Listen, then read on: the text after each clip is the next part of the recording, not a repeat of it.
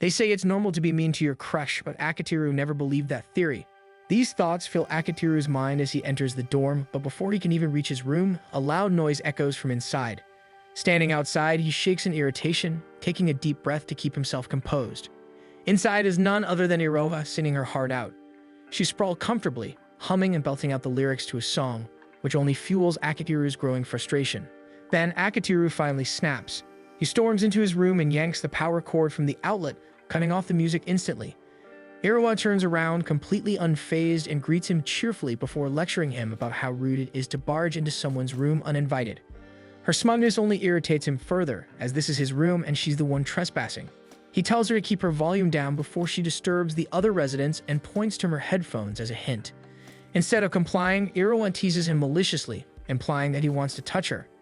Akitiru shuts her down coldly, stating he has no interest in her antics. Her non-stop chatter only makes him feel sick.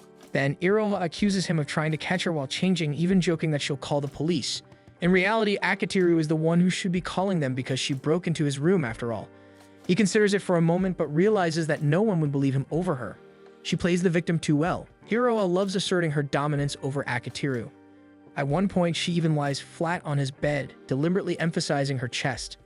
Akitiru looks away immediately, but she has hidden the dorm key between her chest. It's true he gave her the key, but that doesn't mean she can just walk in whenever she pleases. She pushes further, teasing that once he drives her away, he'll end up fantasizing about her. This finally makes Akitiru snap, so he grabs a spray bottle and splashes water on her face. They launch into another argument. Iroha insists that she's basically like his little sister since she's his friend's sibling, but Akitiru rejects that notion entirely, calling her a stranger. She continues to press his buttons, teasing him at every opportunity. Just then, Akitiru's phone rings. It's his uncle. He glares at Iroha, warning her not to mess around because his future depends on this call. She reluctantly promises to behave. His uncle, Makoto, is the president of HPW, a major entertainment company. Makoto calls to talk about Akitiru's bold application to the company without taking the proper exam. He isn't exactly impressed by the move, but since Akitiru is his nephew, he's willing to make it work under certain conditions. His tone suddenly turns serious as he asks Akitiru if he has a girlfriend, catching both Akitiru and Iroha completely off guard. Immediately, Iroha's eyes light up with mischief, clearly coming up with a scheme. Akitiru notices this and warns her to stop whatever she's plotting, but she ignores him. Instead, she moves closer and starts making strange noises, ensuring Makoto hears her presence on the call. Panicking, Akitiru quickly lies and says it's just a cat he adopted.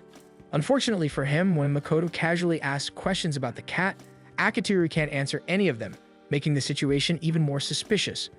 Iroha doesn't back down and continues to push Akitiru further, making him mutter curses under his breath and confusing Makoto. Desperate to keep up his lie, Akitiru pretends that the cat is attacking him to make the situation sound believable.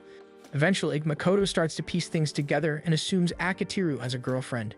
Panicked, Akitiru quickly denies it and struggles to shove Iroha away. Fortunately, Makoto seems pleased to hear he doesn't have a girlfriend and tells him he'll explain the details of his application soon. After their conversation, Iroha rolls around on Akitiru's bed, complaining that she's thirsty. With a sigh, Akitiru tells her to get herself a drink, and she cheerfully skips off, leaving him frustrated. The next day, during his vacant period, Akitiru spends his time writing in his notebook, reflecting on life and death and his vow to use every minute to secure a better future. As the subject ends, Akitiru's best friend, Ozuma, slumps into his chair, exhausted.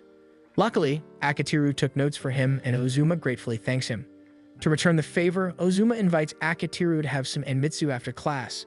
Akitiru is always amazed by how great Ozuma is as a person, but Ozuma turns the compliment back at him. He points out that Akitiru has a genuinely good heart, and that's what makes him who he is.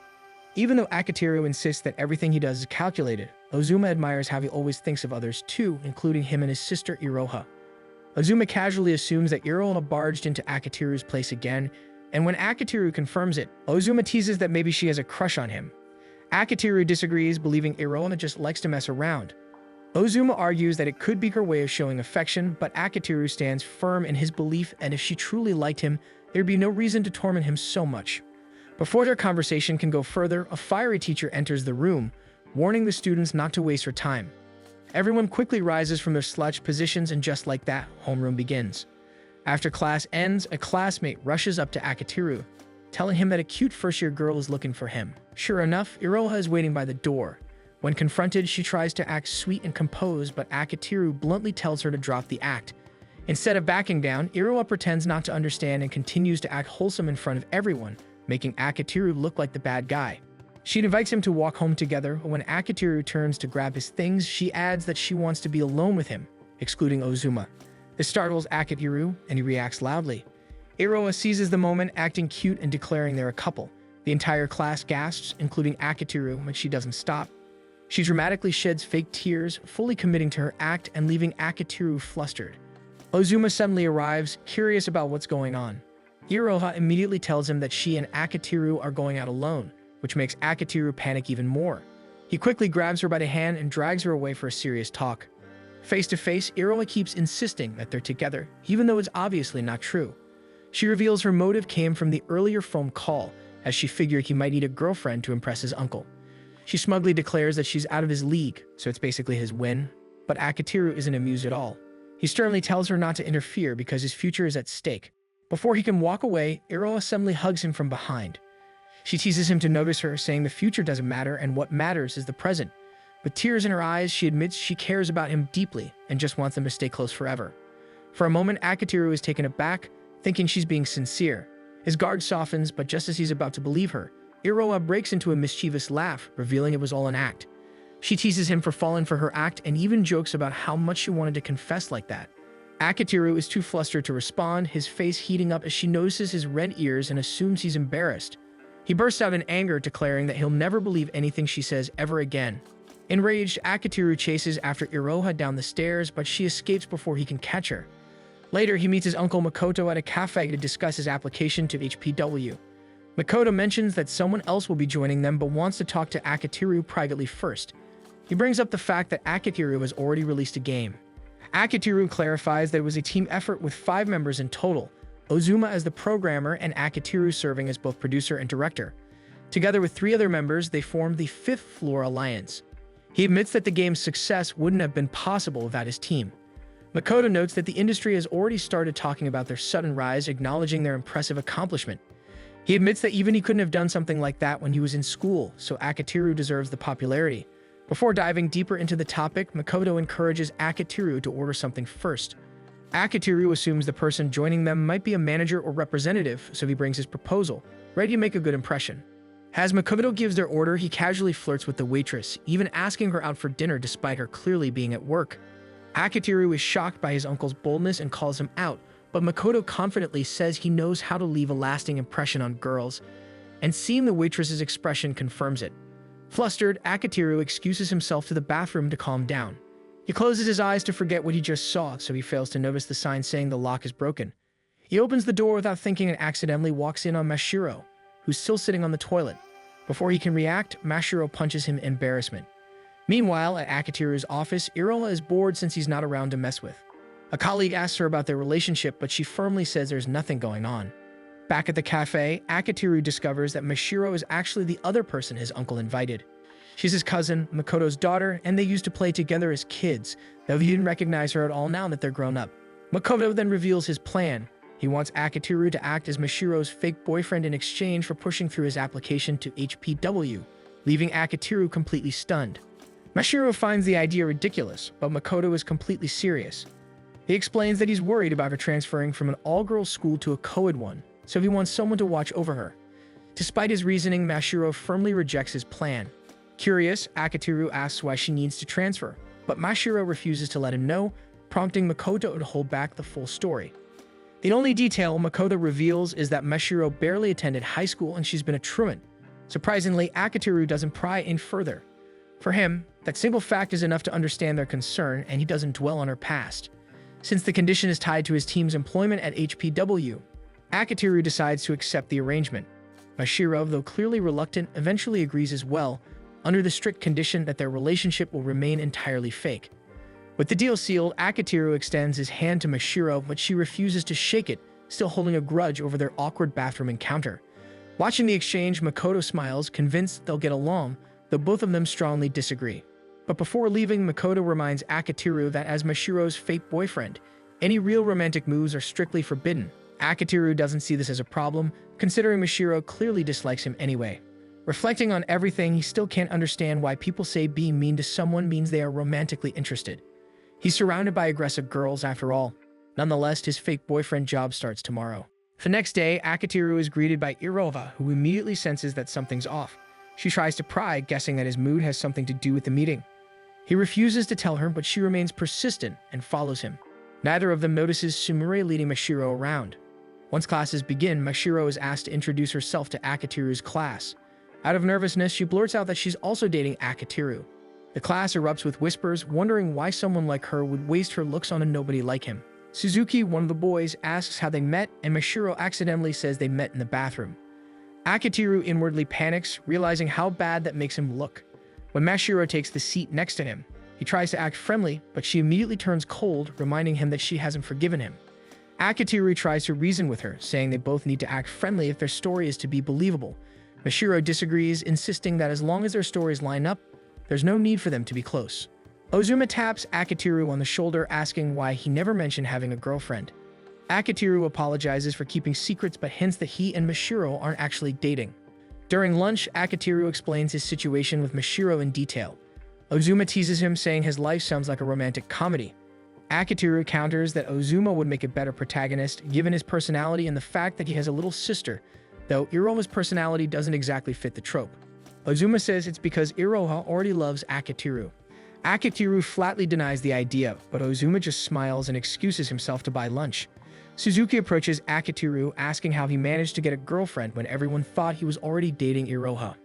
Feeling Mashiro's icy glare, Akitiru quickly clarifies that Iroma is Ozuma's little sister, then changes the topic to Suzuki's crush on their teacher, who's rumored to like macho guys. Hearing that, Suzuki gets fired up and storms out of the classroom. Akitiru, still feeling Mashiro's cold stare, sighs and asks if she has a problem. Mashiro demands that Akitiru bring her rice balls filled with seafood, declaring that since they're dating, it's his duty to serve her. She even threatens that if he refuses, she'll call off their fake relationship. Reluctantly, Akitiru does as he's told and returns with 2 rice balls and a drink for her. He sits back down and quietly eats a piece of bread he bought for himself. He briefly wonders if she might be jealous after overhearing his conversation about Irova, but dismisses the thought since Mashiro clearly hates him. Classes resume as Sumire steps to the front of the room, asking the students if they've all completed their homework. One boy raises his hand and admits that he forgot, prompting Sumire's anger. She launches into a lecture about responsibility, warning them that without discipline, they're nothing more than scum. The student tries to explain himself, but Sumire cuts him off, though she eventually lets it slide on the condition that he promises to do better. Akitiru glances at Mashiro and notices how intently she's watching Sumire. He notes that Sumire might not be the ideal homeroom teacher for a transfer student. When class ends, Sumire pauses at the door to call out Akitiru. She instructs him to meet her in the counseling room to discuss an assignment. Akitiru calmly agrees, but as soon as Sumire leaves, several boys approach him in concern, wondering how he can stay so composed when everyone knows how terrifying she is. He simply replies that she's not going to kill him, then heads for the counseling room. When he arrives, he's signaled to enter, only to be greeted by the sight of a torture chamber. He takes a seat at the center, and almost instantly, Sumire's demeanor changes.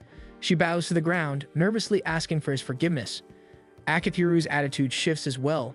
He suddenly seems far more confident than before. Sumire stammers through excuses about being overwhelmed with lesson plans and teaching duties. Akitiru pulls out his phone and shows her the notifications he received about her online activity, revealing that she's been doing other things instead of working. Sumire's teaching identity is Shibuku Murasaki. In class, she's feared as the strict, venomous queen, but to Akitiru and the rest of the Fifth Avenue Alliance, she's simply Sumire, their illustrator who always struggles to meet her deadlines. Akitiru points out Sumire's harsh words in class earlier, which visibly hurt her pride. She explains that her strict teacher persona isn't who she really is, since it's all just part of the act she plays in front of her students. Sighing, Akitiru decides to change the subject and asks about her progress so far. Sumire grows nervous and shows him her tablet, revealing a completely blank page. Irritated, Akitiru tries to throw her into one of the torture machines, then tugs on her ponytail as she struggles to get away. Sumire insists that she's suffering from artist block. Letting go of her hair, Akitiru sighs and tells her she should have come to him if she was having trouble. Sumire protests, saying that doing so would ruin her cool image. Clearly losing patience, Akitiru presses a few pressure points on her shoulder in frustration. Once he releases her, he mutters that he never imagined Sumire could be so hopeless. He recalls the first time they met. He was scouting for potential illustrators at a manga convention but hadn't found anyone. Just as he was about to give up, he noticed a comic depicting a taboo romance. The artwork was so detailed that it immediately caught his attention. When he approached the artist to ask if she'd join his project, she turned around, and to his shock, he realized it was his homeroom teacher. That was when Akitiru decided to use what he knew about her secret to keep her working for him. Sumire still wishes that the encounter had happened differently, as it gave Akitiru the leverage to control her reputation as a reliable teacher. Akitiru tells her it's her own fault, and now that she's part of his team, she'd better start making drafts for the game. Sumire groans that she still can't draw because of her artist block.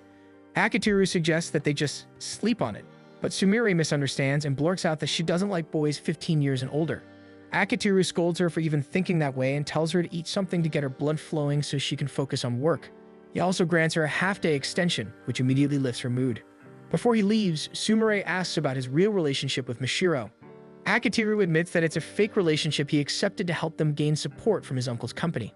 Sumire then reveals that the school has special instructions on how to handle Mashiro's case. Akitiru immediately guesses that it's because she's a shut-in.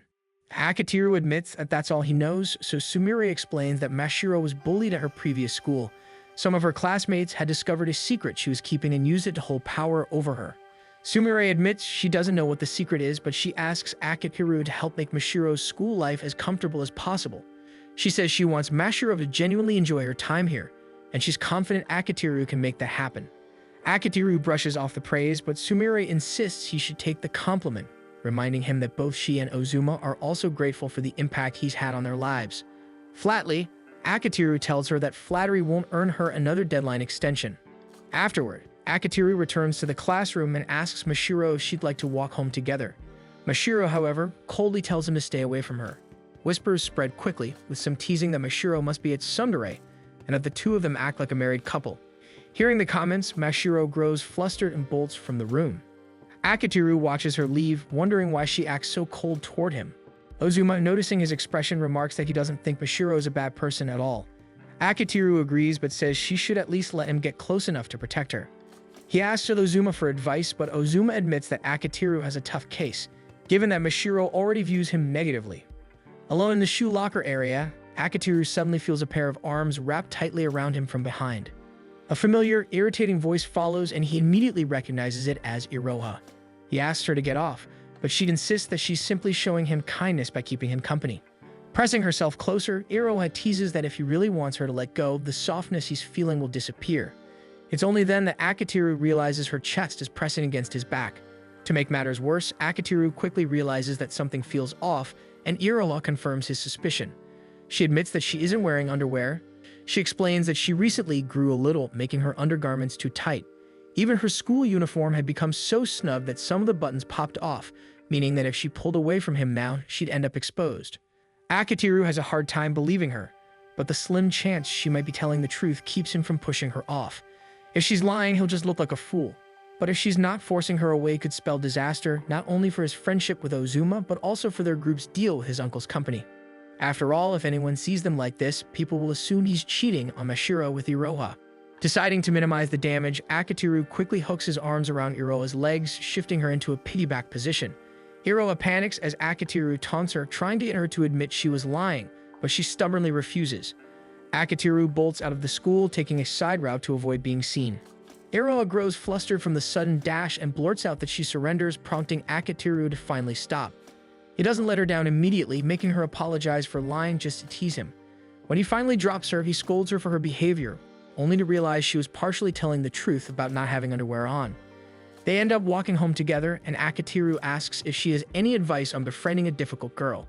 Iroha pales, assuming he finally has a crush, but Akitiru quickly corrects her and explains the situation with Mashiro. He clarifies that his efforts are mainly for his own benefit, but Iroha insists that deep down he genuinely wants to be friends with Mashiro. With a grin, she tells him to leave it to her, and that she'll teach him how to win over Mashiro. The next day, Akitiru shows up at school wearing a dog collar and offers to carry Mashiro's bag. During lunch, he serves her a warm meal. After class, he even offers to give her a piggyback ride. All his antics only irritate Mashiro. She grabs his leash and drags him to the stairwell to demand an explanation. Thinking it's some sort of prank, she's annoyed when Akitiru admits that he also feels ridiculous, since it's the kind of scheme Iroha would talk him into. He admits he knew it probably wouldn't work, which only frustrates Mashiro more. She wonders aloud if he dislikes her that much. Before Akitiru can respond, Iroha appears and teases them for being lovey-dovey. Mashiro asks who she is, so Iroha cheerfully declares that she's the mastermind behind everything. As Mashiro watches their easy banter, she can't help but notice just how close the two seem. Suddenly, Mashiro announces that she's leaving and snaps at them to stop bothering her. Later, as Akitiru and Iroha arrive home, they're shocked to find Mashiro in their apartment complex. Mashiro accuses them of stalking her, but they quickly explain that they all happen to live in the same building. Iroha cheerfully adds that she's Akitiru's sister in spirit, since her brother is his best friend. Mashiro misinterprets and assumes they all live together, prompting Akitiru to clarify that everyone actually resides on the same floor. Sumire is right next to Ozuma, and Iroha has her own apartment. At the mention of Sumire, Mashiro suddenly lashes out, saying she hates that they all live so close before slamming her door shut. Akitiru approaches her door and confidently declares that he will meddle in her life. Akitiru calls a meeting with his group in his room. He tells them that he wants to throw a welcome party for Mashiro to celebrate her moving into their apartment building. He's already set the date for Friday at 8 p.m., though Iroha worries that Mashiro might not show up. Akitiru gives her a confident smile, saying that all they need to do is bother her enough and that he already has a plan in mind. Before his plans, the Fifth Floor Alliance enjoys a small party of their own to celebrate completing a project deadline. Sumire drinks more than usual, prompting Akitiru to scold her for being the one who's always late with her submissions. Akitiru notices that Iroha seems unusually docile and polite. Iroha explains that she feels a little out of place since she's not officially part of their team, though she's grateful to be included in the celebration. Akitiru gives her an uneasy look, realizing that when Iroha is polite, it throws him off, especially since she's usually a handful. Ozuma compliments Akitiru's cooking, especially the roast beef he prepared. In turn, Akitiru praises Ozuma's technical skills, crediting his engineering setup for allowing their files to upload much faster and helping them meet the deadline on time. Ozuma humbly dismisses the compliment, saying he doesn't think he's particularly talented and that what he does is just simple stuff. He then admits that the only reason he's able to make use of his skills is because Akitiru created the opportunity for him in the first place. So to him, Akitiru is the one who's truly talented. Iroha smiles warmly as she watches the two interact. Then Ozuma suddenly notices that Namako isn't around. Akitiru explains that Namako couldn't join them because of a personal deadline. Namako is their scenario writer. Akitiru first reached out through a fan letter inviting Namako to join their game project and was completely shocked when Namako actually replied and agreed. They haven't met in person yet, but from their online chats, Namako seems professional, reliable, and easy to talk to, unlike another adult Akitiru knows. Sumire, realizing he's talking about her, drunkenly protests. Akitiru brushes her off, saying they're only talking about Namako. When he sees how drunk she is, he asks what she's been drinking, and Iroha shows him the bottle Sumire used to mix drinks. Sumire suddenly exclaims that she feels amazing and lunges at Akitiru for a hug, which she prevents. Akitiru quickly changes the subject, calling everyone's attention to discuss their plans for Mashiro's surprise party. 6 days before the party, Akitiru makes his first attempt to invite Mashiro by repeatedly ringing her doorbell. When she finally opens the door, she's met with Akitiru's enthusiastic grin as he starts telling her about the upcoming party. Before he can finish, Mashiro slams the door in his face. On Sunday, he tries again, but this time he realizes the doorbell isn't working. Undeterred, he decides to stuff her mailbox full of invitation letters instead. 4 days before the party during class, Akitiru tosses Mashiro a note saying he wants to talk to her. They begin passing notes back and forth, with Mashiro asking if what he did yesterday counts as bullying. Akitiru quickly denies it, insisting he just wanted to invite her to a dinner party. Mashiro isn't convinced, pointing out that her mailbox was overflowing with invitations, making it look more like a trash can. When he tries to ask for her Lime ID, she immediately refuses. Deciding to take a break, Akitiru vows to try again the next day. Unfortunately, Mashiro completely ignores and avoids him. On Wednesday, Akitiru catches her right as she steps out of the elevator and reminds her about the party, only for Mashiro to call him a stalker. The next day, he asks her again at school, but Mashiro scolds him for doing it in public. After classes, Akitiru and Iroha head out to shop for party supplies. While browsing, Iroha gets distracted by a stall offering free samples of sausages stuffed with melted cheese. She urges Akitiru to try one, but he gets embarrassed and refuses. The saleslady mistakes them for a couple and encourages him to take one for his girlfriend. When he refuses again, she insists that he should because his girlfriend looks sad. Not wanting to be embarrassed by Iroha, Akitiru reluctantly agrees to try it. But as he reaches for the sausage, Iroha pulls it away, teasing that if he really wants it, he should beg for it. Realizing she's only doing this to embarrass him, Akitiru decides it's best to play into her hand. When Iroha offers to feed it to him, he silently vows to get her back for this later. He eats the sausage and admits it tastes great, while the saleslady watches them fondly from her stall. As they move to a different aisle, Akatiru asks how Iroha can so easily say "I love you" to people. Iroha replies that it's easy when she genuinely cares about them, prompting Akatiru to quietly compare her to Mashiro, who struggles to be honest with her feelings. Iroha asks if Akatiru has managed to get Mashiro to accept their invitation. Akatiru admits he's a bit lost on what to do next. As Iroha reaches for a can of tomato sauce on a high shelf, she struggles to grab it while telling him that maybe he just isn't trying hard enough. She points out that when Akatiru truly wants something, he's usually insistent. After all, he managed to convince both Ozuma and Sumire to team up with HPW. Akatiru replies that it was a necessary move for their studio if they wanted bigger support. Iroha says that Akatiru has a knack for understanding what people really want and uses that to persuade them to try things they normally wouldn't. Akatiru explains that it's only because he saw Ozuma and Sumire wasting their talents that he wanted them to use their skills for something meaningful. Iroha smiles at his reasoning and tells him that his true talent lies in helping people bridge the gap between their wants and their dreams. She finally manages to grab the tomato sauce but loses her balance and nearly falls, only for Akatiru to catch her. Relieved, Iroha grins and remarks that another one of Akatiru's good points is making sure their group doesn't take their freedom for granted. She says that's probably why Ozuma trusts him so much. Akatiru thanks her for the kind words and feels determined to convince Mashiro to come to the party. Meanwhile, over at Mashiro's place, Mashiro tells herself there's no way Akatiru can make her go. On the day of the party, Akatiru can't find an opportunity to approach her during class. Instead, he checks in with Ozuma to make sure everything's ready. Ozuma confirms and jokingly tells him he owes him one for pulling everything together in under a week. Confidently, he leaves the classroom and Akatiru announces that their plan to get Mashiro to attend the party starts now. He catches up with her at the shoe lockers, where Mashiro immediately tells him to stop trying to invite her. Akatiru apologizes and promises not to pull any more tricks. Still, Mashiro doesn't seem convinced. He insists that he just wants to walk home together since they live in the same building. But when he looks at her, Mashiro is already sprinting away from him. Akatiru wonders how much she truly hates him. Even so, the plan depends on them walking home together, so he quickens his pace to keep up. Mashiro notices and starts running faster, demanding to know what he's planning to do as Akatiru chases after her. Akatiru feigns ignorance, claiming that he's only running home because he wants to. Mashiro, aware that he's lying, abruptly changes directions. Eventually, Mashiro stops by a riverbank, completely out of breath. She shouts at him to stop worrying about her, insisting that she doesn't fit in with established groups. She tells him to go and enjoy his own life without dragging her into it. Akatiru frowns and asks where she plans to go if she refuses to make any friends. He demands to know what the point of transferring schools is if she never intends to connect with anyone. He apologizes for the bathroom incident and says it's fine if she still hates him, but she should at least try to make some connections. Mashiro turns to argue but slips. Akatiru lunges forward to catch her, only for both of them to tumble into the river. Soaking wet, Akatiru tries not to look at her since her clothes are clinging to her body. Flustered, she tries to stand but trips again. Akatiru catches her, pulling her against him to steady her. Once they make it back to the shore, Akatiru teases that they now have a matching drowned rat look, making them look like a believable couple.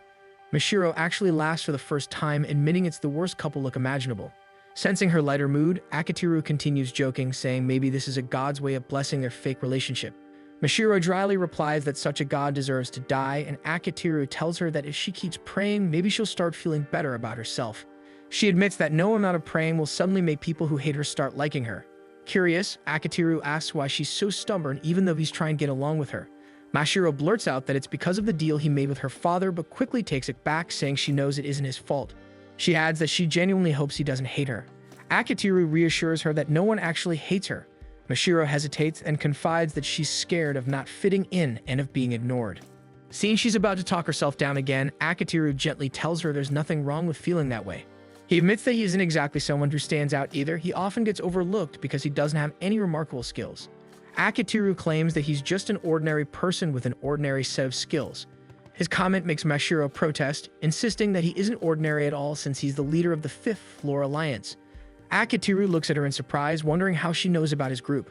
Mashiro quickly covers it up by saying her father often talks about the game he developed since it earned a lot of money. Akatiru corrects her, saying that all the earnings just go back into the game's development costs. Mashiro then remarks that he could easily be the most popular student in their class, but Akatiru reveals that no one actually knows he or the others are behind the hit game.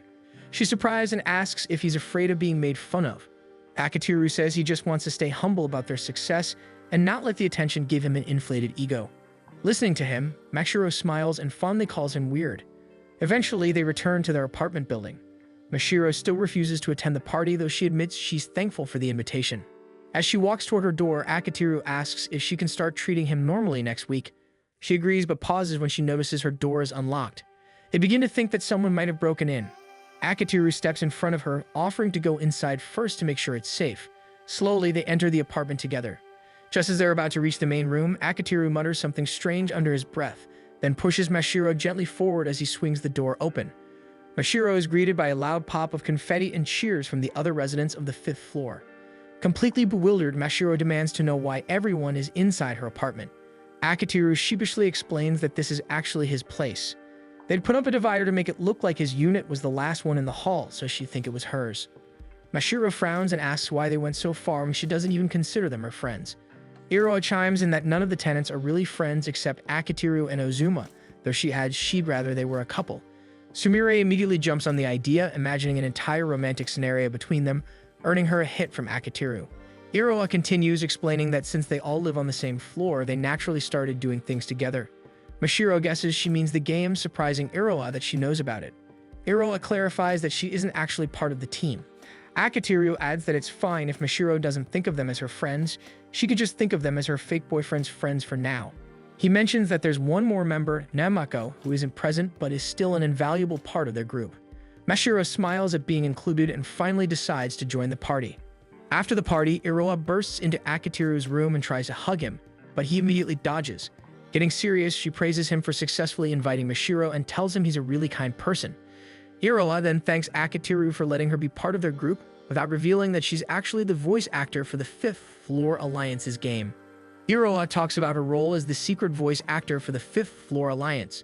Even the other members don't know that she's been doing the voice acting, but she's still grateful to be included in their get-togethers as an outside participant. She's also happy that it was Akitiru who discovered and approached her in the first place. Akitiru decides to talk to Iroha about the past. In his story, Akitiru approached Ozuma and asked if he could show him his experiments. Ozuma agreed on the condition that Akitiru came over sometimes to check on them. Akitiru accepted, and that was how their friendship began. Not long after, Akitiru's parents left to work elsewhere, and he started living in the same building as Ozuma. One afternoon, Akitiru caught Ozuma studying the floor tiles. When he asked what Ozuma was doing, Ozuma claimed he was just playing with numbers in his head, using the tiles as his reference. Akitiru offered to let him stay at his place, but Ozuma declined, saying his sister would be arriving soon. Just as he said that, Iroha appeared, looking confused to see Ozuma outside their door.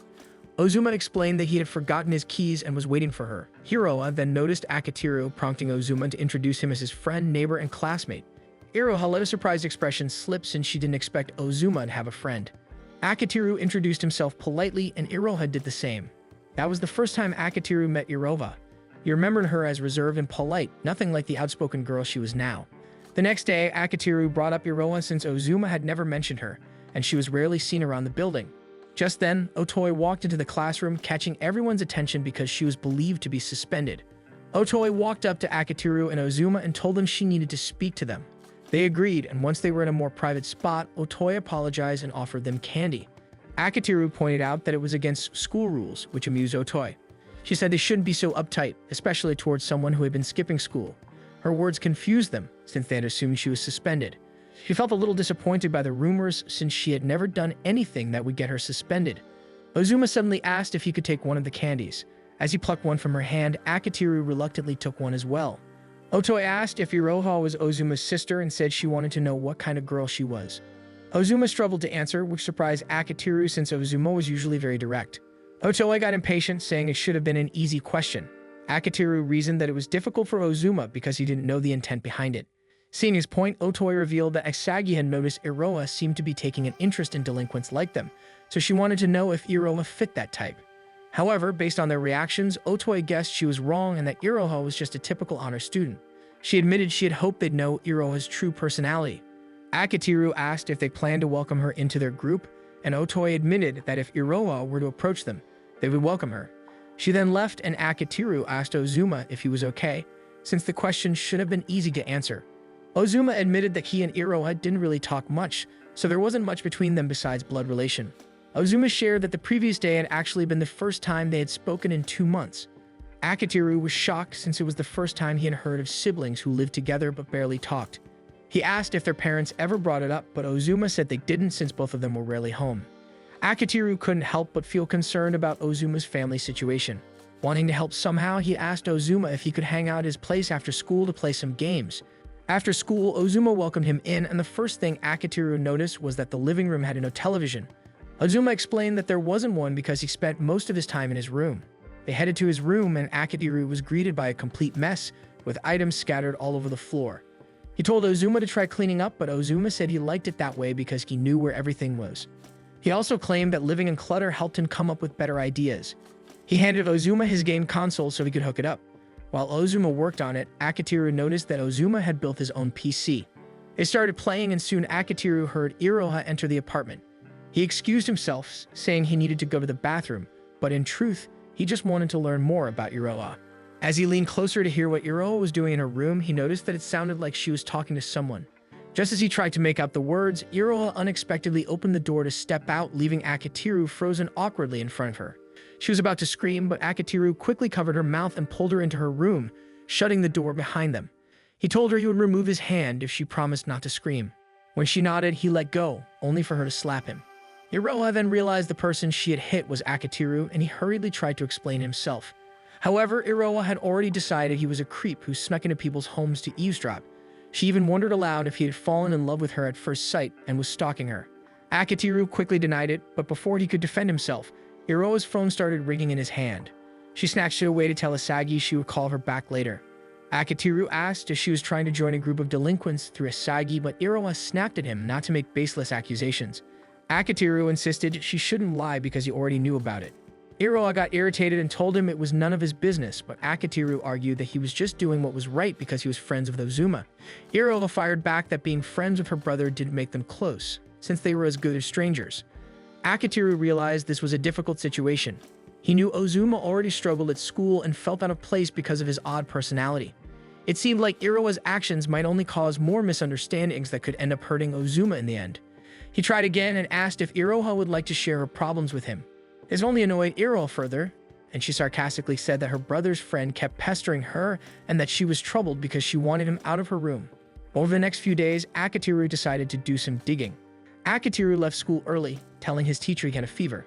The heat was unbearable, so he stopped by a vending machine to grab some water. After rehydrating, he continued searching the area until he heard a girl singing along with a guitar. He immediately suspected that she was Asagi. As he approached, Asagi noticed his school uniform and asked if he was playing hooky.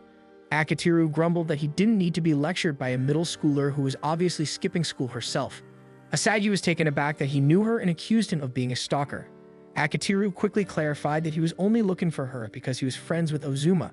Recognizing the name, Asagi realized he must have been the same person Iroha complained about. Akitiru hurriedly tried to introduce himself properly so she would stop calling him a creep, but Asagi just decided to call him her upperclassman. Before he could continue explaining, the intense heat overwhelmed him. His vision faded and he collapsed right in front of her. Akitiru remembers that day vividly. It was one of the hottest of the year. He tells Iroha that Asagi called Otoi for help, and thanks to them, he turned out fine. Iroha listens and accuses Akitiru of using Otoi's lap as a pillow while he was passed out. Akitiru admits it but insists it was Otoi who put his head there, and that they ended up talking about a lot of things afterward.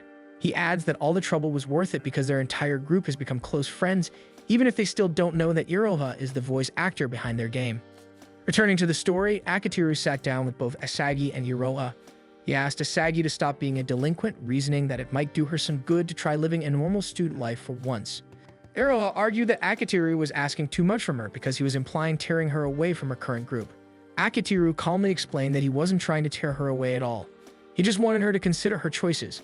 Even so, Iroha continued to insult him, saying he didn't understand how people felt. Trying to put things into perspective, Akitiru said he was certain Asagi wanted more than just hanging out with friends, pointing out that she had a real passion for music. Then he asked what Iroha wanted to do. Iroha said it didn't really matter. Akitiru insisted that it did matter. Whether she wanted friends or wanted to pursue music, it was up to her to decide. When Akitiru tried to press the question, Asagi stepped in and told him he was being too harsh. Asagi said that Iroha wasn't trying to become a musician at all and that Akitiru shouldn't push her. Iroha looked shocked, not realizing Asagi could see right through her. Asagi explained that, as someone in the music scene, it was obvious Iroha wasn't aiming to perform and that she was simply a fan of music. Iroha admitted that Asagi's observation was true but confessed she deeply admired Asagi. Akitiru misinterpreted this and wondered if they were secretly dating. Iroha immediately denied it, saying she only admired how brave and confident Asagi was for doing what she loved. Akitiru still didn't understand why Iroha needed to hang around Asagi and Otoi to be like that.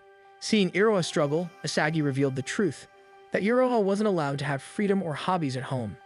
Akitiru was confused. While he knew their apartment didn't have a TV, Iroha still had access to the internet and other leisure. Asagi explained that even so, Iroha wasn't allowed to have fun, and she had been obedient all this time. Akitiru asked if her current actions counted as betraying her mother's trust. Iroha quietly confirmed it but admitted she didn't know what she really wanted. Akitiru took a moment to think. Iroha clearly lacked the freedom to pursue her passions or even explore them, unlike Asagi and Ozuma, who could do whatever they wanted. With a new sense of determination, Akitiru decided that he would help everyone find a place where they could freely chase their dreams while staying in school so that no one would ever label the girls as a bad crowd again. Asagi complained that Akitiru was meddling and insisted they didn't need his help. But Akitiru stood firm, saying he would help them whether they liked it or not because it would ultimately benefit both him and Ozuma.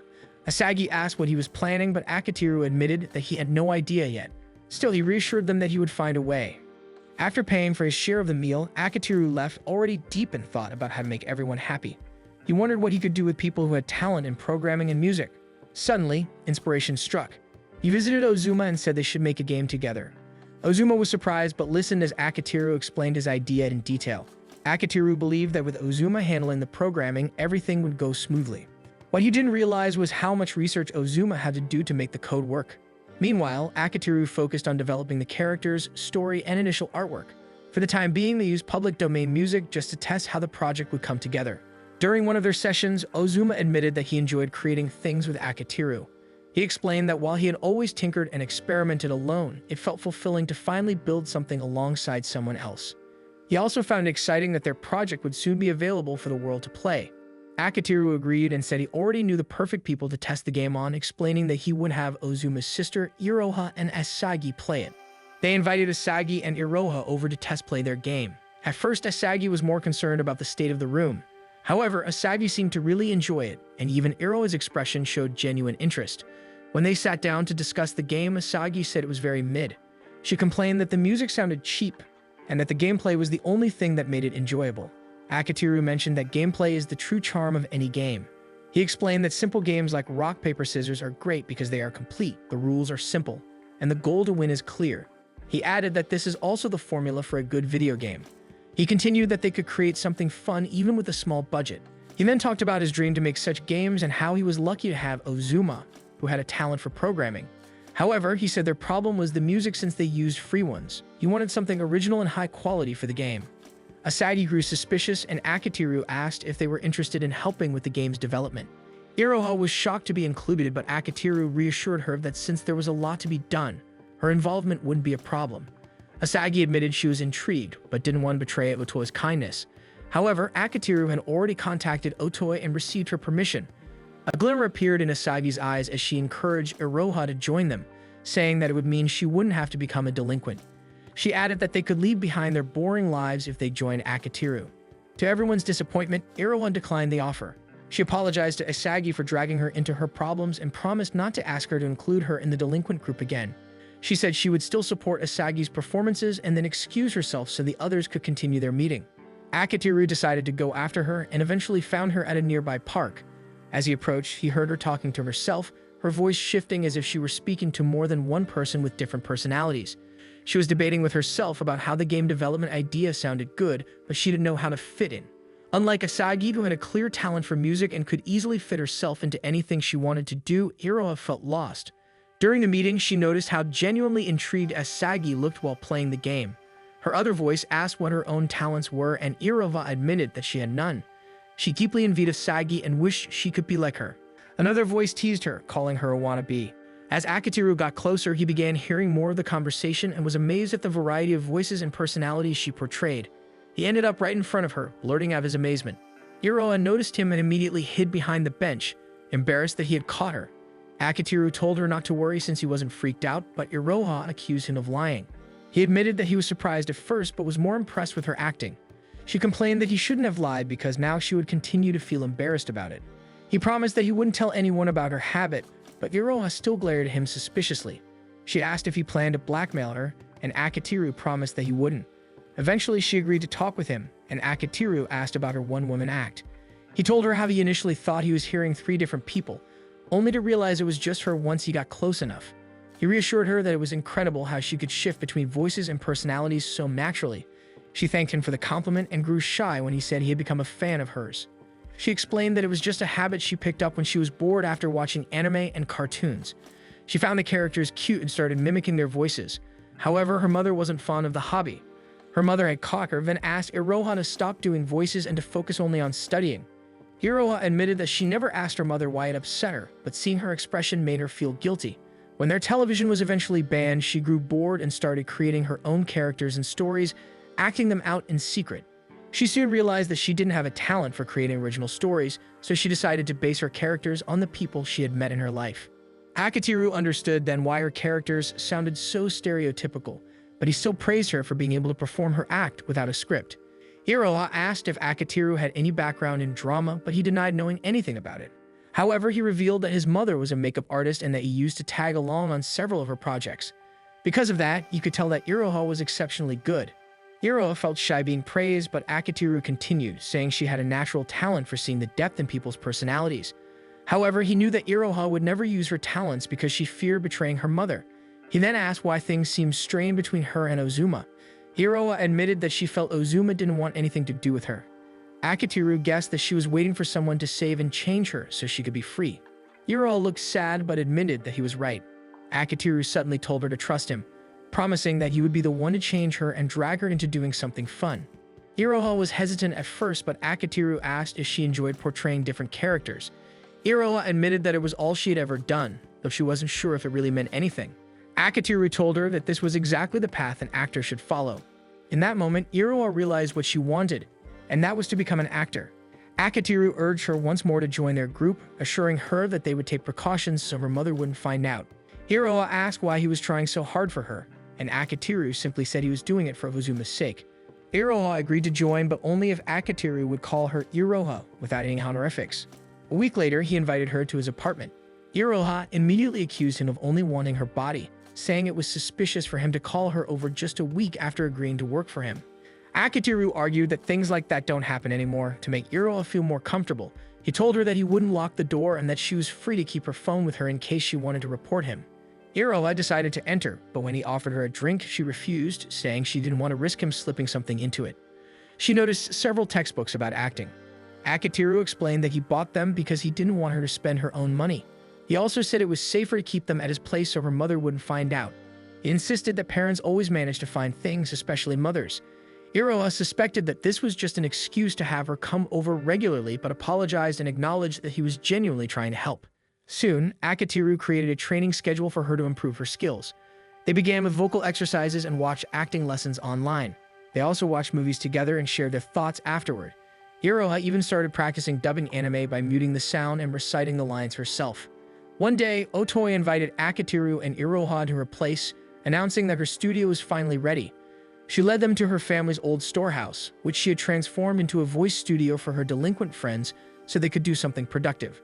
Akitiru was amazed at how far she had gone, but Otoy told him that he was partly responsible for inspiring her. Akitiru felt honored and wanted to add an honorific to her name since they could now record for free thanks to her. Iroha asked if she could step inside the recording booth, to which Otoy agreed. Otoy turned to Akitiru and asked how he planned to find the rest of the voice actors. Akitiru smirked and said that Iroha could handle all the voices herself. Otoy found that hard to believe since the game had male characters too, but Akitiru assured her that Iroha was more than capable. Iroha pulled the script from her bag and signaled to Akitiru that she was ready to record. Otoy watched from the window, excited to see just how good Iroha was. By the time they finished recording, it was already evening. Otoy was surprised at how she managed to record every character perfectly. Akitiru gave her a smug look, saying that he had practically raised her since he was her producer and manager, though he admitted that Iroha had the talent from the very start. One day after they watched a movie, Iroha was gushing over one of the actors, making Akitiru tease her for having a soft spot for handsome guys. Iroha explained that it wasn't really about his looks but his boyish behavior that made her excited. Akitiru was surprised that girls found that kind of trait charming, which led Iroha to argue that his perspective on what girls liked was outdated. Akitiru worried that she might be angry with him, but Iroha teased that she would just give him the cold shoulder, so she warned him not to make her angry. She then turned shy and thanked Akitiru, explaining that she was starting to understand why Ozuma liked hanging around him so much. Apparently, Ozuma had told her that Akitiru was like a light shining down on him, and Iroha felt that a star perfectly described what he was to them. Akitiru felt touched until Iroha turned it into a gag by saying that his last name kind of sounded like the word star. She then mentioned that she had recently spoken to Ozuma. It looked like he was really enjoying working on the game. Iroha explained that Ozuma rarely talked to anyone in the family and spent most of his time in his room tinkering with machines. She shared that this was the first time he genuinely seemed happy doing something. Iroha believed that a big reason for that was Akitiru's involvement in his life. Though Akitiru only saw himself as Ozuma's friend, it was something Ozuma had wanted for a long time. Akitiru then handed Iroha a present. When she opened it, she found a headset inside. He also gave her a spare key to his place, so she could come over any time to listen to music or watch anime and movies. She felt deeply grateful to Akitiru that day since she finally had a place where she could truly be herself. In the present, Iroha fondly looks at the key that was given to her, but Akitiru complains about how she steals things. Iroha argues that he gave her permission, but Akitiru says he wouldn't have if he'd known she would become such a pain to have around. Iroha teases that Akitiru is in love with her, but Akitiru corrects her, saying he loves her talent. He tells her that she is undoubtedly a genius, which makes Iroha feel warm inside. Akitiru warns her not to get a big head, and she playfully complains that she needs praise to grow. He then asks if the situation at her home has changed, but Iroha says that if it had, she wouldn't be in his apartment. She thanks him again, saying that she owes who she is now to him. Akitiru, however, says that Iroha wouldn't have eventually caught someone's eye even without his help. He cites Asagi as an example since she was scouted shortly after they made their first game and later moved to the US to pursue music under a label. Iroha says that Asagi is grateful to him since she still works under him. Iroha complains that he should just accept everyone's gratitude. Akitiru figures that the reason she came over is to make him realize everyone is thankful for him and calls her a meddlesome junior. When Akitiru looks up at the sky, Iroha decides to hug him from behind. He admits that the hug is comfortable. Iroha then confesses that she wants to be more than just his friend's younger sister, but Akitiru tells her that she shouldn't think they are that close. Iroha tries to hide her disappointment, but Akitiru realizes that things need to change because of Mashiro's addition to their group. He realizes that he needs to be friends with all of them, so he invites Iroha to go shopping with everyone, saying that they should all be friends. As she bathes, Iroha thinks to herself about how gifted she is at reading people. However, it caused her to become more withdrawn, and she credits Akitiru for changing that part of her. She's aware that she often takes advantage of his kindness, and she even feels guilty about it. But she can't help feeling a bit irritated with him yesterday because she had assumed he was asking her out on a date. It turned out he just wanted the entire group to go shopping together. Iroha predicts that Ozuma will probably decline, while Sumire might not want to go since they are all of her students. However, she's fairly certain that Mashiro will agree to go, and that Mashiro has feelings for Akitiru. She believes that today will be a battle between her and Mashiro, and fired up by the thought of competition, she swears out loud that she will not lose. When Akitiru arrives at the meeting spot, only the three of them are present.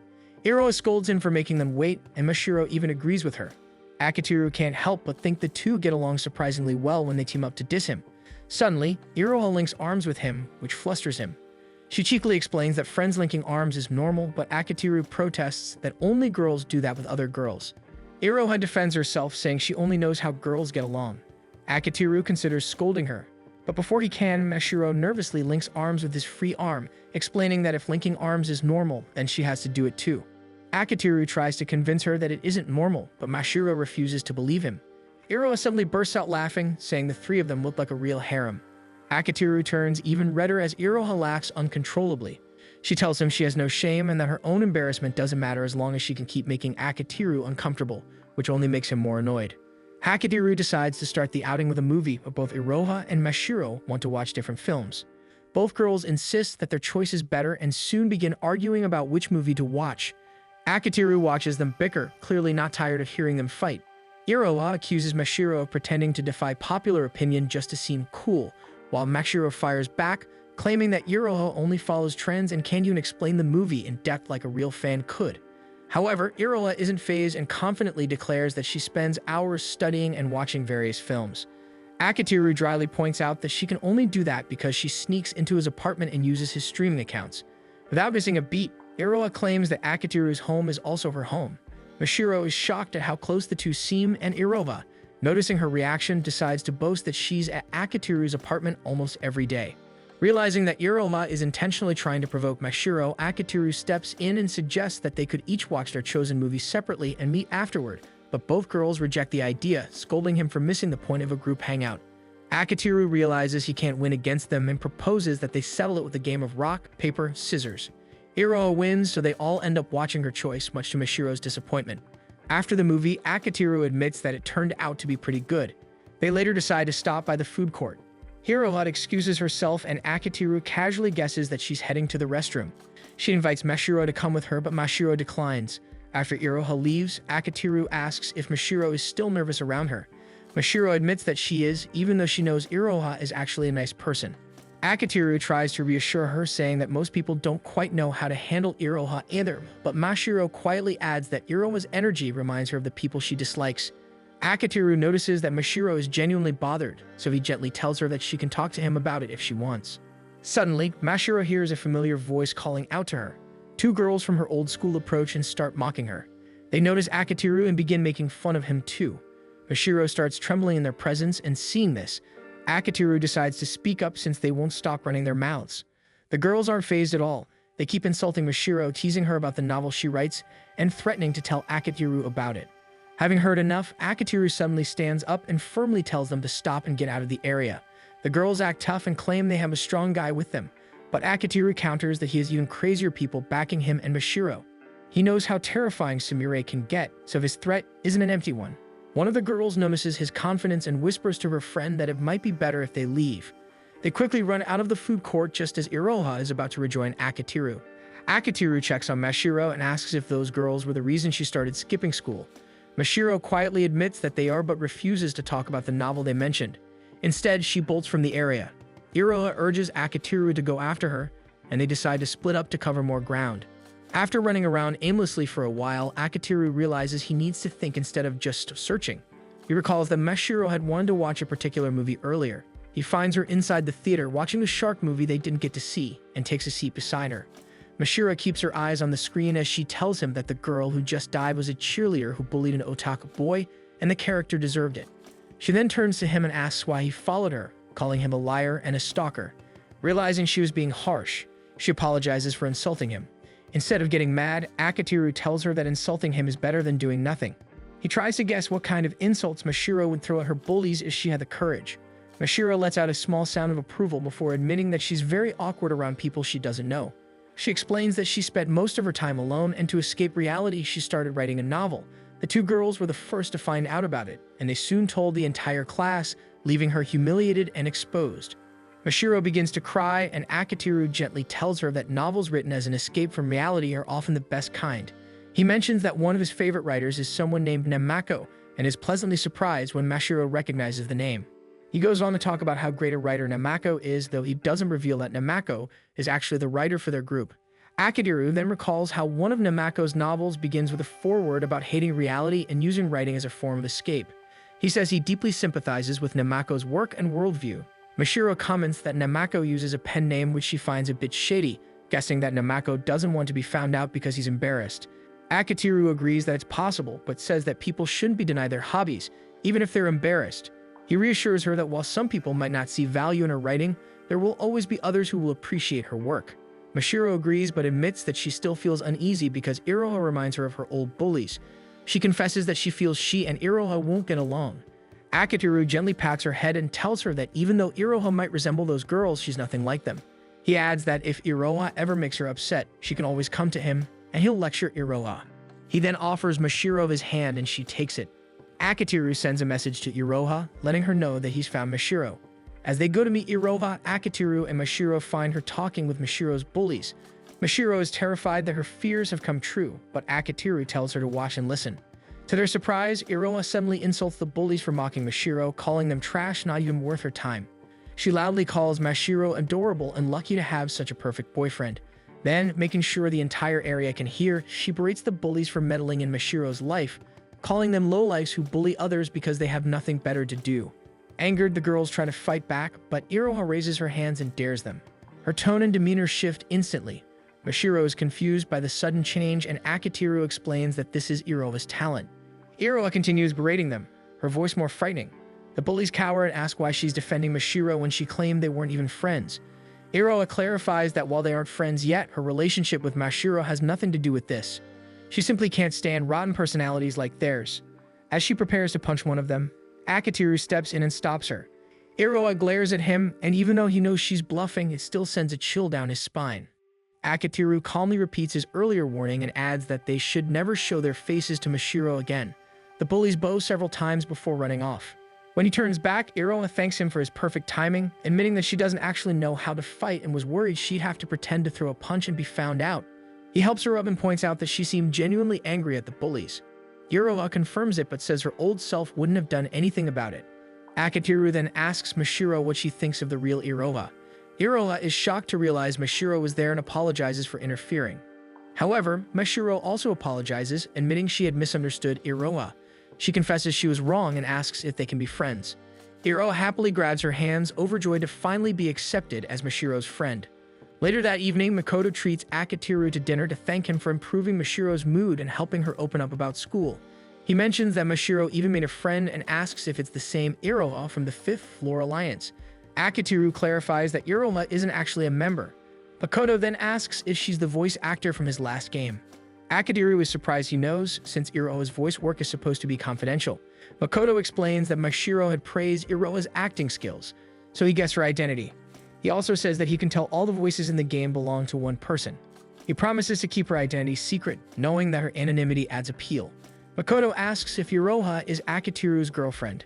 Akitiru firmly denies it, and his confidence convinces Makoto. However, Makoto warns him never to become Mashiro's boyfriend.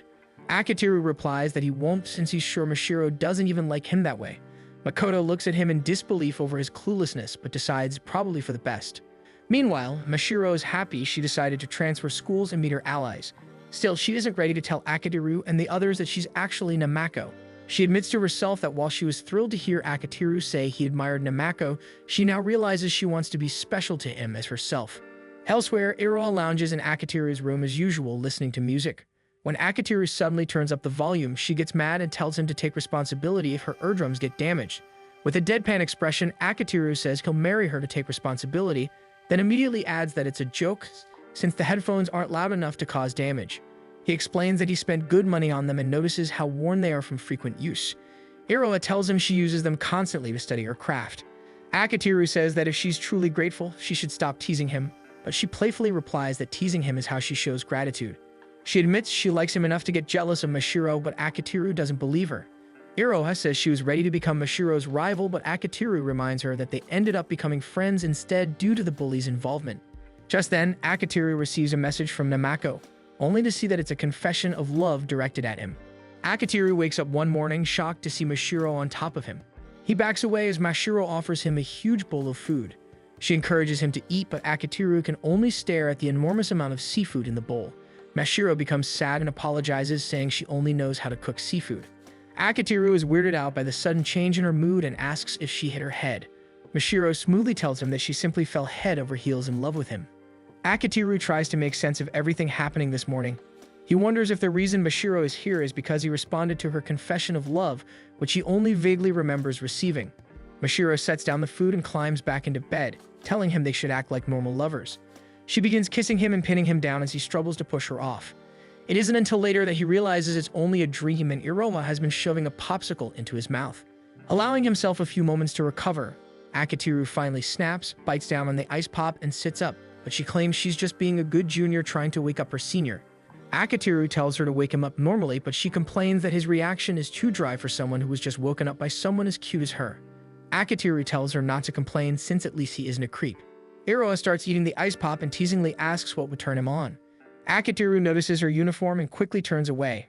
Iroha takes this as a sign that he finds her chest attractive, but Akitiru explains he's only complaining because her uniform is worn sloppily. Akitiru asks why she's in his apartment so early, so Iroha points at his digital clock, showing that it's already an hour past his usual wake-up time. She reveals that Ozuma sent her because he wasn't responding to her brother's messages. Akitiru pales. At first, he thinks this is another one of Iroha's tricks, but she insists she isn't mean enough to change his clock. He asks Iroha if today is a weekend, but Iroha proudly declares that it's a weekday. Akitiru considers looking for a doctor's appointment he can schedule, but Iroha jokes that if a doctor were to see him, They would assume he's sick for completely different reasons. She tells him in a hurry so they can make it to school on time. Akitiru rushes through his morning routine, his mind still on Mashiro's text confession. He's certain it was a real confession, but he can barely remember how he responded. He checks their message thread, rereading her confession. He can't believe it's from the same Mashiro who acts like she hates his very existence. He wonders if her feelings are genuine since her actions say otherwise. Still, he knows he needs to take this seriously because ignoring it could end up hurting her.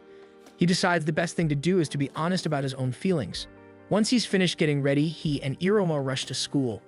When they stop at a traffic light, she tells him he should just take it easy and show up late. Akitiru explains that he can't do that because his reputation could be ruined if he's late even once. Hiroa argues that one late arrival won't destroy his world, but Akitiru says he also can't live with himself if he gives Sumire an opportunity to scold him about tardiness, especially since he always nags her about deadlines. Hiroa finally understands his refusal to be late, then asks if it's okay for them to be seen going to school together. Hiroa explains that her concern is about what Mashiro might think. Akitiru pales at the mention of Mashiro's name, and Iroha teases him for being popular with the ladies. She even says that if a ladies' man doesn't spend an evening with a girl by a certain age, he'll start repelling girls instead of attracting them. Iroha then grabs his arm and teasingly offers herself so he can practice and make his first time with Mashiro flawless. Instead of getting flustered, he simply pulls his arm back and calls Iroha an idiot. Iroha gets irritated because he didn't react the way she wanted. Akitiru teases her that if she wants him flustered, she should try sneaking up on him in the evening. Iroha screams that she will as Akitiru runs toward the school. Iroha watches him go fondly, knowing their relationship will have to remain stagnant for now. Akitiru manages to make it to his classroom before the first period. He notices Mashiro sitting right next to his desk and decides to try talking to her about her message. Mashiro acts as if he's an eyesore, not even acknowledging that she sent anything to him. Akitiru notices she's colder than usual and asks if he did something wrong, but she answers that simply hearing his voice makes her sick. Akitiru stares at her in shock, wondering if this is the same person who confessed to him the night before. Realizing something, he quickly tries messaging her. Mashiro responds that she feels embarrassed. Akitiru looks up from his phone, but Mashiro only gives him an icy glare. When he looks back at his phone, Mashiro is a completely different person, gushing about how much she wants his attention. He feels stressed by the constant personality shifts between the Mashiro in real life and the Mashiro who's chatting with him on her phone. Sumire enters the class and strictly praises everyone for their good attendance and punctuality. However, Akitiru can't take her seriously because he knows she rarely meets her own deadlines. Before beginning her lesson, Sumire tells them that drama nationals are approaching and the drama club she moderates will be representing the school. However, they still lack talented members, so she encourages the class to join so they'll have a better chance of winning gold. Ozuma pokes Akitiru's back, concerned about how unusually late Akitiru woke up. Akitiru says he's fine and that he just ended up falling asleep longer than expected. Ozuma admits he's worried Akitiru is pushing himself again and reminds him to take things easy. Akitiru smiles and tells Ozuma he shouldn't work too hard either because the Fifth Alliance would fall apart without him. Ozuma then takes out his phone and says he wants to talk about the new game's story. Akitiru says he read it and thinks it's really bad. Ozuma agrees, even pointing out a particular scene that doesn't make sense. Akitiru says it progressively gets worse, even mentioning that it somehow turned into a musical toward the end. They both wonder what happened because their original game was a horror game, so it should have been obvious that the sequel would follow the same themes. They wonder if Namako is in some sort of slump, so Akitiru decides everything can be fixed with a simple discussion. Ozuma and Akitiru then feel a strange glare in their direction and see Mashiro staring at them. Mashiro feels a bit jealous, thinking Ozuma and Akitiru are too comfortable with each other to simply be just friends, but she quickly shakes the thought away once she realizes it. Akitiru notices her, and another wave of stress comes over him. He has to learn how to deal with Mashiro's hot and cold personality, as well as Nemako's loss of direction. The number of irregularities is just too much. He needs to get Nemako back on track, or the future of the Fifth Floor Alliance will be bleak. Meanwhile, Iroha has a hard time controlling her smile in class. Her mind keeps drifting back to her morning walk with Akitiru, even though she is supposed to be focused since she's an honor student. She also notes that her mood isn't entirely giddy. She feels troubled after seeing Mashiro's confession. A classmate then calls Iroha, telling her someone wants to talk to her. Iroha checks and sees it is Mashiro. Stepping out to talk, Mashiro thanks her for taking the time to see her. Since they are still in public, Iroha puts on a pleasant and polite personality. Mashiro notices but doesn't take the hint. She assumes Iroha is playing around and decides to act like a mouse. When Iroha doesn't mirror her behavior, Mashiro realizes she read the signal wrong and apologizes. She thought it was something normal high school girls do, so now she feels embarrassed. Iroha finds her fumbling cute but notices several students watching them. She brings Mashiro to a more private area. Mashiro admits she is worried because Akiteru entered class later than usual today, and she was hoping Iroha might know the reason. Iroha tries to insist that Akiteru is human and will have occasional inconsistencies in his schedule, but Mashiro insists he doesn't, noting that he always arrives at the exact same time. The fact that Mashiro memorizes Akiteru's daily habits and can confirm it makes Iroha feel uneasy. When Mashiro explains she is worried because she thinks he might be sick, Iroha suggests simply asking Akiteru. Mashiro says she gets too embarrassed, and given the timing of events, it would feel awkward to speak to him. She doesn't mention the confession, but Iroha already knows since she was there when Mashiro sent the message. This also means Akiteru hasn't given Mashiro an answer. She feels sorry for not telling Mashiro the truth, but it's hard to predict how Mashiro will take the news. Seeing how earnest and worried Mashiro is and how much she depends on her, Iroha decides to help ease Mashiro's worries. She tells her that Akiteru simply overslept because he was tired, and it's unlikely he is sick since he's a major health nut. Mashiro feels relieved and considers taking lunch alone today so Akiteru can focus on getting better instead of looking after her. Iroha tries to convince her to invite Akiteru to lunch since he usually eats alone anyway, but Mashiro says she will only trouble him. Iroha is certain that if Mashiro acted this sweetly in front of Akiteru, he would surely be smitten with her. The bell rings, so Mashiro heads back to class but asks Iroha if they can meet up again. Iroha is taken aback but reassures her that they can meet anytime since they're friends. Once Mashiro leaves, Iroha can't help but worry about Akiteru. Lunch arrives and Akiteru decides to eat alone. He had planned to use this time to talk to Mashiro, but she had immediately rejected his invitation. Iroha decides to sit beside him, cheerfully offering her company.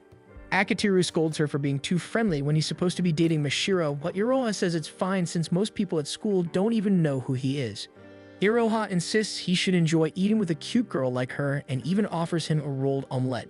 He sighs and refuses, prompting Iroha to complain about how much of a bummer he is. Akiteru corrects her, saying sighing has its benefits, but she should reflect more since she is the main reason he sighs. He then decides to ask Iroha about Mashiro. Since Iroha saw the confession, he admits he's been thinking about his answer. He's tried talking to Mashiro, but she keeps turning him down. Iroha feels irritated when Akiteru mentions that this is the first time anyone has confessed to him. He notices Iroha has a strange expression and doesn't understand why she's upset when he's trying to open up. Iroha feels insulted because she has proclaimed her love for him numerous times, but he never counted any of them as confessions. She gets angry but stays vague about what she's upset over. Other students notice her mood when she walks off. To top it off, she messages Akiteru, calling him a jerk as soon as she leaves. Akiteru is surprised since Iroha normally doesn't explode at him like that. He feels everyone around him is acting strange and prays no more problems show up. However, he is called to Sumire's office again and he pales, wondering what could have happened this time. To his surprise, Sumire proudly shows him her new illustration, finished an entire week before her deadline. Akiteru is caught off guard and almost snaps at her due to all the irregularities of the day, but he quickly switches to praising and rewarding her. He prepares to leave, but Sumire asks for a favor. The moment he hears it will take time, Akiteru says he cannot help her today because he thinks he is sick and must be coming down with something. He decides to leave early but ends up leaning against the wall, suddenly feeling overwhelmed by the day's events. Thanks for watching. Make sure to subscribe so you don't miss new episodes every week.